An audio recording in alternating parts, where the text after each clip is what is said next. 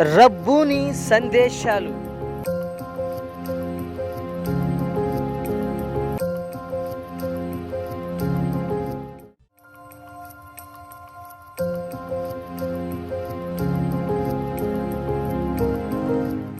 దేవుని ప్రశస్తమైన నామమునకు మహిమ కలుగునుగాక. ఎలా ఉన్నారు? బాగున్నారా? మరొకసారి మీతో దేవుని వాక్యం పంచుకోవడానికి ప్రభు నాకు ఇచ్చిన ఈ శ్రేష్టమైన సమయాన్ని బట్టి ప్రభుని నేను మనస్ఫూర్తిగా స్తుతిస్తూ ఉన్నాను. ఈ 2022 సంవత్సరంలో మీ అందరికీ కూడా నూతన సంవత్సర శుభాకాంక్షలు తెలియచేస్తున్నాను. A wish you a happy, blessed and prosper new year to all of you. దేవుడు ఈ నూతన సంవత్సరంలో మిమ్మలను, మీ కుటుంబాలను దీవించి ఆశీర్వదించునుగాక. దేవుని వాక్యాన్ని ధ్యానం చేసుకునే ముందు చిన్న ప్రార్థన చేసుకుందాం. మహాగణుడైన మా యేసయ్య, సర్వాధికారి, నిత్య మహిమకు కారణభూతుడా, మీకు స్తోత్రాలు చెల్లిస్తున్నాం. ఈ ప్రత్యేకమైన దినమందు నాయన మీరు మాకు ఇచ్చిన కాపుదల కొరకై, భద్రత కొరకై మీ నామమును స్తుతిస్తూ ఉన్నాం. ఈ నూతన సంవత్సరాన్ని చూసే భాగ్యాన్ని, మీ పాదాల చెంత చేరి మిమ్మల్ని గణపరిచే భాగ్యాన్ని మీరు మాకు అనుగ్రహించినందుకు వందనాలు, స్తోత్రాలు. మీరు మాతో మాట్లాడండి, మమ్మల్ని దర్శించండి. మీ వాక్యపు వెలుగులో మా జీవితాలను కట్టుకునే కృపను మీరు దయచేయమని యేసయ్య శ్రేష్టమైన నామములో ప్రార్థించి స్తుతించి అడిగి వేడుకుంటున్నాము తండ్రి, ఆమేన్. ఒక ప్రత్యేకమైనటువంటి స్థలంలో యుద్ధం జరుగుతూ ఉంది. సౌత్ కొరియాకు అలాగే వేరొక దేశానికి మధ్య యుద్ధం జరుగుతూ ఉంది. బహుభయంకరంగా పోరాటం జరుగుతూ ఉంది. ఆ పోరాటాన్ని చిత్రీకరించడానికి ఒక జర్నలిస్ట్, లేడీ జర్నలిస్ట్ ఆ యుద్ధం జరుగుతున్నటువంటి స్థలంలోనికి వెళ్ళింది. బహు కష్టంగా ఆ ప్రాంతానికి చేరింది. ఆ యుద్ధ ప్రాంతమంతా కూడా, ఆ ప్రదేశమంతా కూడా రక్తమయమైపోయి శరీరాలు, మృతదేహాలు విచ్చలవిడిగా పడిపోయాయి. కొంతమంది చేతులు కోల్పోయి, కొంతమంది తల కోల్పోయి, కొంతమంది కాళ్ళను కోల్పోయి, ఏ భాగానికి ఆ భాగానికి విడిపోయి మృతదేహాలు అలాగూ యుద్ధ భూమిలో ఉన్నాయి. ఇలాంటి ప్రాంతానికి ఒక లేడీ జర్నలిస్ట్ వెళ్ళి గుహలో ఉన్నటువంటి సైనికులతో ఇంటర్వ్యూ చేస్తూ, ఇలాగ మీరు పోరాడుతూ ఉన్నారు, ప్రాణాలకు తెగించి రక్తాన్ని ధారపోసి మీరు పోరాడుతూ ఉన్నారు, మీ చివరి కోరిక ఏంటి అని అడిగితే ఆ సైనికులు చెప్పిన సమాధానం, మా చివరి కోరిక మేము రేపటి దినాన్ని చూడాలని ఉంది. నిజమే, భూమి మీద ఉన్న ప్రతి మానవుడికి కూడా రేపటి దినాన్ని చూడాలి, లేదా మరొక సంవత్సరాన్ని నేను అనుభవించాలి, నూతన సంవత్సరంలో నేను నా కుటుంబం సంతోషంగా ఆనందంగా అడుగులు పెట్టాలి అనే ఆశ, కోరిక కలిగి ఉండడం తప్పేమీ కాదు. ఈ సంవత్సరం దేవుని వాగ్దానం మన పట్ల ఎలా ఉంది? దేవుని వాగ్దానాల గురించి ఈరోజు మనం ధ్యానం చేసుకుందాం. What does it represent 2022? ఈ 2022 సంవత్సరం దేనిని మనకు తెలియచేస్తుంది? పిల్లరా, 3 విషయాలు బైబిల్ గ్రంథంలో నుండి. Let this year may be year of blessing to you. ఈ సంవత్సరం మీకు ఆశీర్వాదకరమైన సంవత్సరంగా దేవుడు చేయనుగాక. నిజమే, మన దేవునికి అనేక నామాలు ఉన్నాయి. ఆయన సర్వనామములు కలిగిన దేవుడు. He has a plural names. అనేకమైన నామములు దేవునికి ఉన్నాయి. ఆయన నామము మహోన్నతమైన నామమని, ఆయన నామము యేసు అని, ఆయన నామము క్రీస్తు అని, ఆయన సర్వశక్తిమంతుడైన దేవుడని, సర్వాధికారి అని, సృష్టికర్త అని, ఇలాగూ అనేకమైన నామములు యేసుక్రీస్తు వారికి కలవు. వాటిలో ఒక శ్రేష్టమైనటువంటి నామము ఏంటి అంటే ఆయన ఆశీర్వదించే దేవుడు ఈ 2022 సంవత్సరం మిమ్మలను ఆశీర్వదించి దీవించి మీ ప్రాకారాలను దిట్టపరిచి మీ అనుకున్న వాటన్నిటినీ కూడా దేవుడు ఆయన నెరవేర్చునుగాక. ఆదికాండం 12వ అధ్యాయం మొదటి 2 వచనాలను చూసినట్లయితే, యెహోవా నీవు లేచి నీ దేశము నుండి నీ బంధువుల యొద్ద నుండి నీ తండ్రి ఇంట నుండి బయలుదేరి నేను నీకు చూపించు దేశమునకు వెళ్ళుమో. నిన్ను గొప్ప జనముగా చేసి నిన్ను ఆశీర్వదించి నీ నామమును గొప్ప చేయుదును.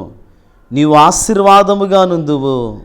దేవుడు అబ్రహాముకు ప్రత్యక్షమై, అబ్రహాము, ఇదిగో నీవు నీ తండ్రి యొద్ద నుండి నీ బంధువుల యొద్ద నుండి నీ దేశము నుండి నువ్వు విడిచి నేను చూపించబోయే దేశానికి వెళ్ళు, నేను నిన్ను ఆశీర్వదిస్తానని దేవుడు అబ్రహాముకు ప్రత్యక్షమై చెప్పినప్పుడు అబ్రహాము ఆ దేవుని వాగ్దానాన్ని, దేవుని యొక్క పిలుపుకు లోబడి దైవ చిత్తానుసారంగా తన ప్రాంతాన్ని, దేశాన్ని, బంధువులను విడిచిపెట్టి ప్రయాణమై వెళ్ళాడు. నిజమే, అప్పటి వరకు అబ్రహాముకు ఆ దేవుడు ఎవరో తెలియదు, ఆయన ఎలాంటి వాడో తెలియదు, ఆయన మహిమ ప్రభావాన్ని ఎరిగినవాడు కాదు అబ్రహాం. కానీ దేవుని వాగ్దానాన్ని నమ్మి he believed the promises of god, అదృశ్యుడైన దేవుని వాగ్దానాలను విశ్వసించి విశ్వాసముతో తన ప్రాంతాన్ని విడిచిపెట్టి దేవుడు చెప్పిన ఆ ప్రాంతానికి, దేవుడు చూపించబోవు ఆ ప్రత్యేకమైన ఆశీర్వాదకరమైన స్థలానికి బయలుదేరి వెళ్ళాడు. అబ్రహామును తన విశ్వాసాన్ని బట్టి దేవుడు బహుగా ఫలింపు చేశాడు.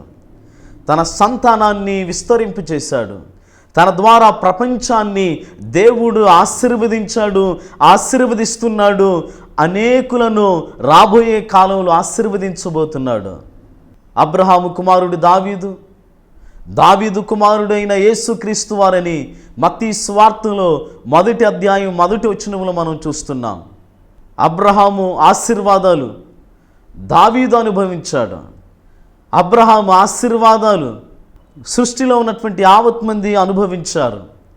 దేవుడు అబ్రహామును నిలువబెట్టుకుని లోకరక్షకుడైన క్రీస్తే ఈ భూమి మీద పుట్టునట్లుగా బహుగా అబ్రహామును దేవుడు దీవించాడు. నిజమే, దేవుడు ఆశీర్వదించువాడు. ఆయన ఆశీర్వాదాలన్నీ కూడా శాశ్వతమైన ఆశీర్వాదాలు. ఆయన దీవెనలన్నీ కూడా శాశ్వతమైన దీవెనలు. అబ్రహామును దేవుడు ఏర్పాటు చేసుకుని అనేకులకు ఆశీర్వాదకరమైన వ్యక్తిగా, దీవెనకరమైన వ్యక్తిగా అబ్రహామును దేవుడు దీవించాడు. 2వ కొరింథీ పత్రిక 9వ అధ్యాయం 8వ వచనాన్ని పరిశీలన చేసినట్లయితే, మరియు అన్నిటి యందు ఎల్లప్పుడూ మీలో మీరు సర్వ సమృద్ధి గలవారై ఉత్తమమైన ప్రతి కార్యము చేయుటకు దేవుడు మీ ఎడల సమస్త విధములైన కృపను విస్తరింపచేయగలడు. సర్వ సమృద్ధి గలవారై ఉత్తమమైన ప్రతి కార్యము చేయుటకు దేవుడు మీ ఎడల సమస్త విధములైన కృపను ఆయన విస్తరింపచేయగలడు. God will extend his grace upon you, upon your family.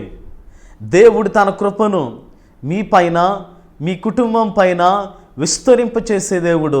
కృప అంటే దేవుని సహాయం, దేవుని శక్తి, దేవుని ప్రభావం పడిపోయిన మానవుని నిలవబెట్టడానికి, నిరాశలోని స్పృహలో ఉన్నటువంటి వారిని బలపరచడానికి, కృంగిన వారిని బలవంతులుగా చేయడానికి, నిరుత్సాహంలో ఉన్న వారికి సంతోషాన్ని, ఉత్తేజాన్ని కలుగు చేయడానికి దేవుడు శ్రేష్టమైన మార్గాన్ని ఏర్పాటు చేసుకున్నాడు.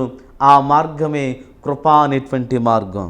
ఫిలిప్పీ పత్రిక 4వ అధ్యాయం 19వ వచనాన్ని మనం చదువుకుందాం.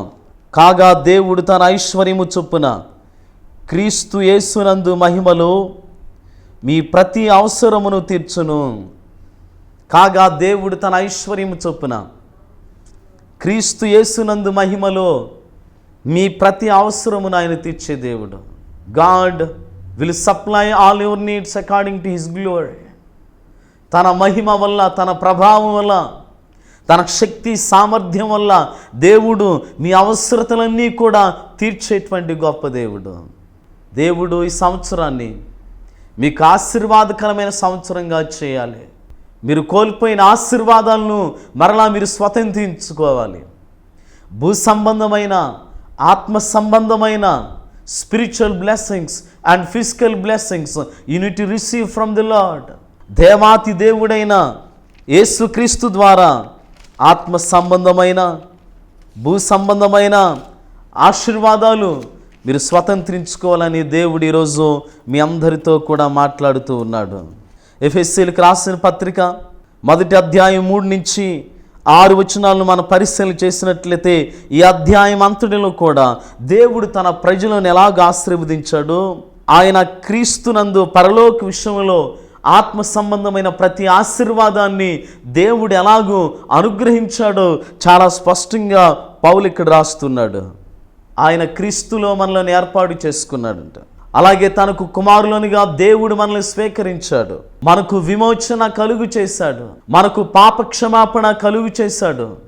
తన కృపను మనకు అనుగ్రహించాడు. నిరీక్షణ మనకు కలుగు చేశాడు. అలాగే నిత్య జీవార్థమైనటువంటి మహిమను, స్వాస్థ్యాన్ని దేవుడు మనకు దాచిపెట్టాడు. తన ఆత్మచేత దేవుడు మనలను ముద్రించాడు. ఇవన్నీ కూడా ఆత్మ సంబంధమైన ఆశీర్వాదాలే.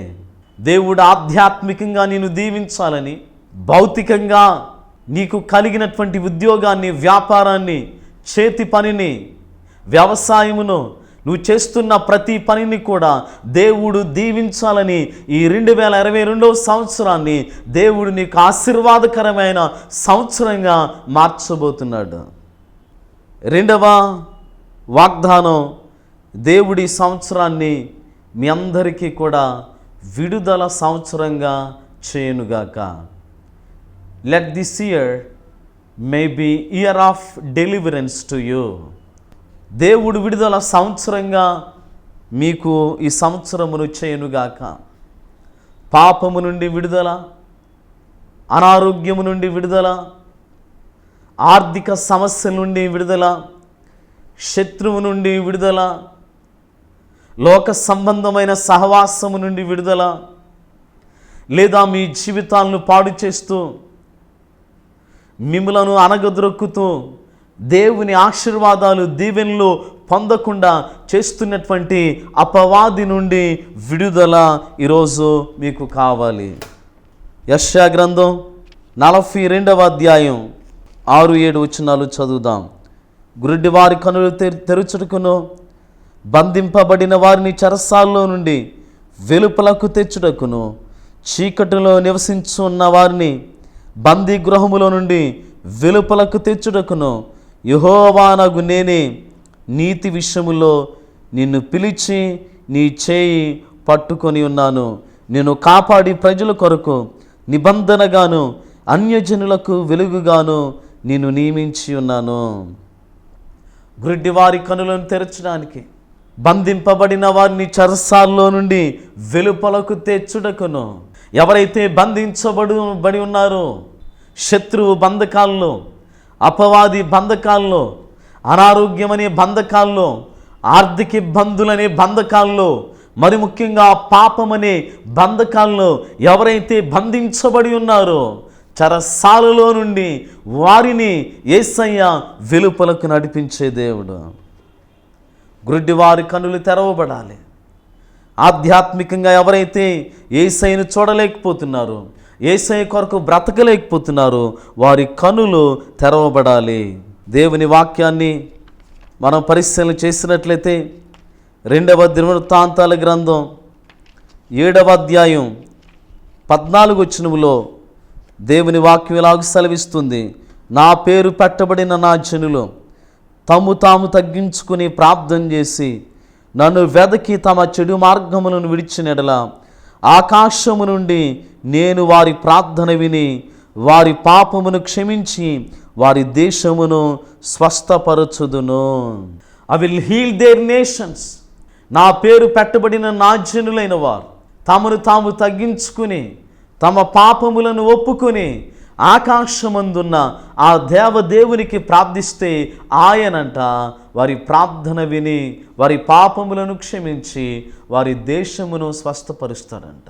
ఈరోజు విశ్వాసముతో నీ సమస్యల కొరకు నువ్వు ప్రార్థించగలిగినైతే, నీకున్న శోధనలు కష్టాలను ప్రభు యొద్దకు తీసుకుని వచ్చి, దేవా నేను ఈ సమస్యల వలయంలో ఉన్నాను, నేను వెలుపలకు రాలేని పరిస్థితిలో ఉన్నాను, నన్ను దర్శించండి అని ప్రభుకి మనస్ఫూర్తిగా నిన్ను నువ్వు సమర్పించుకుని విడుదల కొరకై, నీ కుటుంబ క్షేమము కొరకై ప్రార్థన చేయగలిగితే ప్రభు నీకు విడుదలను అనుగ్రహించే దేవుడు.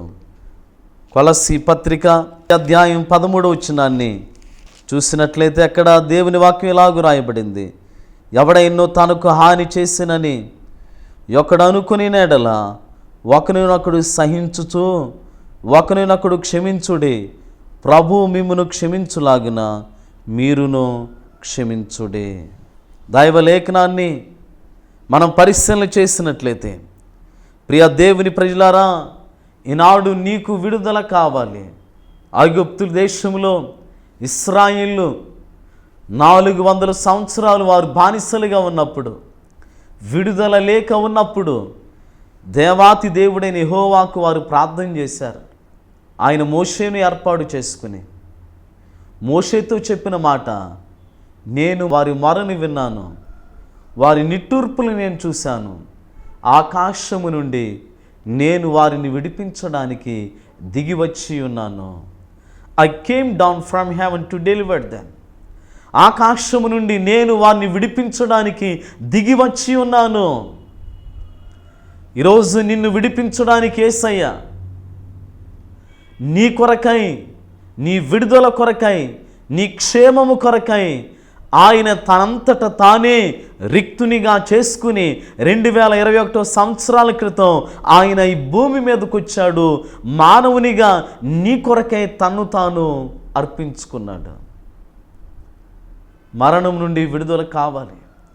అనేకులు ఆత్మహత్యలు చేసుకుని తమ జీవితాలను తృణపాయంగా కోల్పోతున్నారు.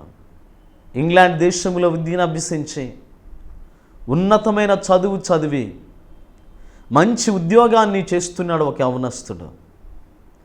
సెలవుల్లో ఇంటికి వెళదామని బయలుదేరి వచ్చి విజయవాడ పట్టణంలో అపార్ట్మెంట్లో తన కుటుంబంలో తాను కూడా వచ్చి కొన్ని రోజులు గడపడానికి సిద్ధపడ్డాడు. కొన్ని రోజులు సంతోషంగా ఆనందంగా ఉన్నాడు. తిరిగి మరలా ఇంగ్లాండ్ దేశానికి వెళ్ళాలి. మంచి ఉద్యోగం, మంచి కుటుంబం, మంచి చదువు అన్నీ ఉన్నాయి. తెలియదు. ఒకరోజు అనుకోకుండా ఎవరూ లేని సమయంలో ఫ్యాన్కి ఉరేసుకుని ఆత్మహత్య చేసుకుని చనిపోయాడు. మరణం నుండి విడుదల నీకు కావాలి. పాపము నుండి విడుదల నీకు కావాలి. సమస్యల నుండి నీకు విడుదల కావాలి. ఆ విడుదల ఇచ్చువాడు యేసయ్య మాత్రమే. ఈ సంవత్సరాన్ని దేవుడు మీకు ఆశీర్వాదకరమైన సంవత్సరంగా చేయునుగాక. 2 ఈ సంవత్సరాన్ని దేవుడు మీకు విడుదల సంవత్సరంగా చేయబోతున్నాడు. 3 ఈ సంవత్సరాన్ని ప్రభు మీకు సమకూర్చబడే సంవత్సరముగా ప్రభు చేయబోతున్నాడు. సమకూర్చబడే సంవత్సరం. మీరు కోల్పోయిన వాటిని, మీరు నష్టపోయిన వాటిని, లేదా మీరు పోగొట్టుకున్న వాటిని దేవుడు మరలా సమకూర్చడానికి ఆయన గొప్ప దేవుడు. జకర్యా గ్రంథం 9వ అధ్యాయం 12వ వచనాన్ని చదువుకుందాం. బంధకములలో పడియుండి నిరీక్షణ గలవారులారా మీ కోటను మరలా ప్రవేశించుడి, రెండింతలుగా మీకు మేలు చేసేదనని నేడు నేను మీకు తెలియజేయుచున్నాను.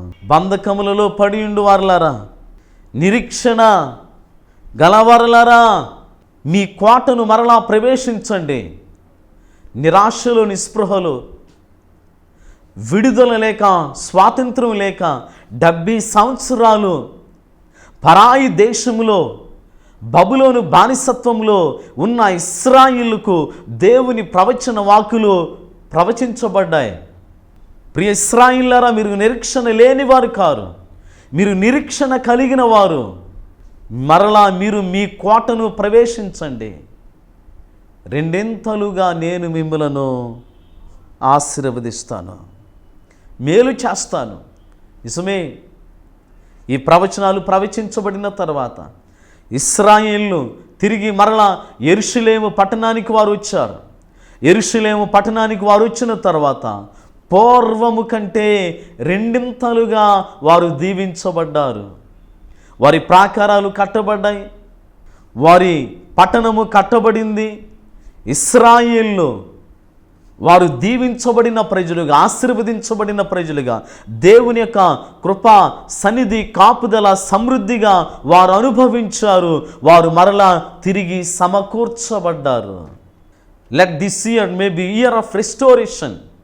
మీరు పోగొట్టుకున్న ధనం, మీరు కోల్పోయిన ఆరోగ్యం, మీరు కోల్పోయినటువంటి ఆధ్యాత్మిక జీవితం, మీరు కోల్పోయినటువంటి దేవునితో సహవాసం దేవుడు మరలా మీకు అనుగ్రహించునుగాక. నిజమే, చాలామంది నిరుత్సాహపడుతూ ఉంటారు. గత సంవత్సరాన్ని తలంచుకుని 2021 సంవత్సరంలో నేను ఉద్యోగంలో, వ్యాపారంలో, చేతి పనుల్లో, వ్యవసాయంలో ఎంతో నష్టపోయాను. ఎందుకో గత సంవత్సరం అంతా కూడా నేను నష్టంలోనే జీవించానని వేదన, ఆందోళన, నిరుత్సాహం అనేకుల్లో లేకపోలేదు. పౌలు అంటున్నాడు, వెనుక ఉన్నవి మరచి ముందున్న వాటి కొరకై వేగిరి పడుతున్నాను. నిజమే, యోబు శోధించబడ్డాడు, శ్రమలు గుండా వెళ్ళాడు, కష్టాలు గుండా వెళ్ళాడు. ఆదరించవలసిన స్నేహితులు, ఓదార్చవలసిన భార్య యోబుకి వ్యతిరేకంగా నిలువబడి యోబు మీద అనేకమైన నిందలు, అవమానాలు మోపారు. అయినప్పటికీ కూడా యోబు దేవుని ఎడల విశ్వాసం ఉంచి, శోధనలు సహించి, ఆకాంక్ష ముందున్న దేవదేవునికి విజ్ఞాపన చేశాడు. యోబు రాసినటువంటి గ్రంథం 42వ అధ్యాయం 10వ వచనంలో దైవ లేఖనాలు మనం చూస్తున్నాం. ప్రియ దేవుని ప్రజలారా, యోబు ప్రార్థించినప్పుడంట రెండింతల ఆశీర్వాదాన్ని తాను అనుభవించాడంట. తాను ఏదైతే కోల్పోయాడో, ఏ పశువులను, ఏ ఒంటెలను, ఏ ఎద్దులను, ఏ దాసదాసీలను, ఏ కుమార్తెలను, కుమారులను కోల్పోయాడో వారందరూ కూడా దేవుడు తనకు అనుగ్రహించాడు. అవన్నీ కూడా సమకూర్చబడ్డాయి.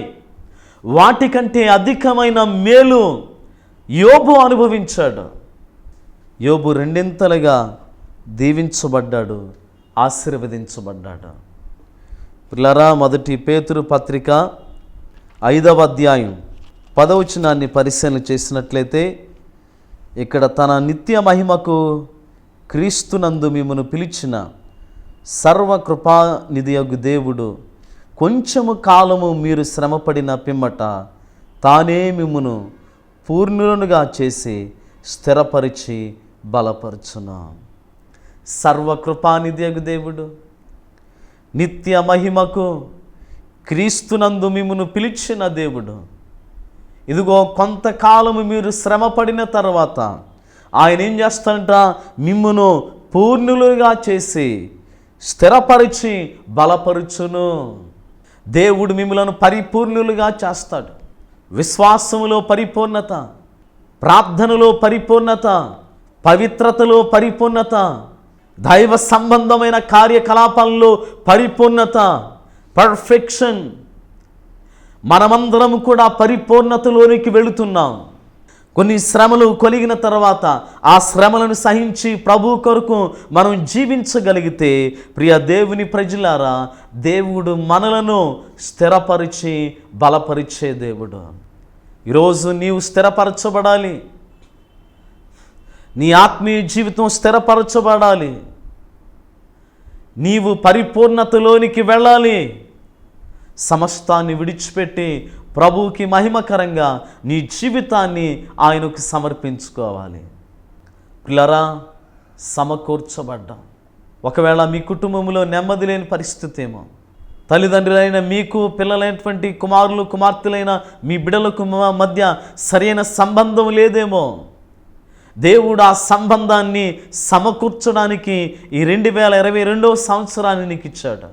భార్య భర్తల మధ్య సమాధానం లేక, ఒక ఇంటిలోనే ఉంటూ ఒకరేడలా ఒకరు సమాధానం లేక, ఒకరినొకరు పలకరించుకోలేక ఎడముఖంగా పెడముఖంగా ఉన్నారేమో. దేవుడు ఈ సంవత్సరం మిమ్మల్ని ఐక్యపరిచి మిమ్మల్ని సమకూర్చునుగాక.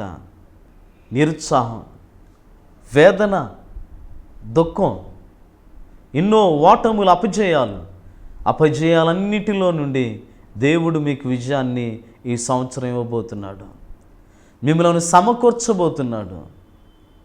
మీరు ఒకవేళ దేవునికి దూరస్తులై ఆయనతో సహవాసాన్ని, సంబంధాన్ని కోల్పోయారేమో. దేవా, నన్ను దర్శించండి, నాతో మాట్లాడండి.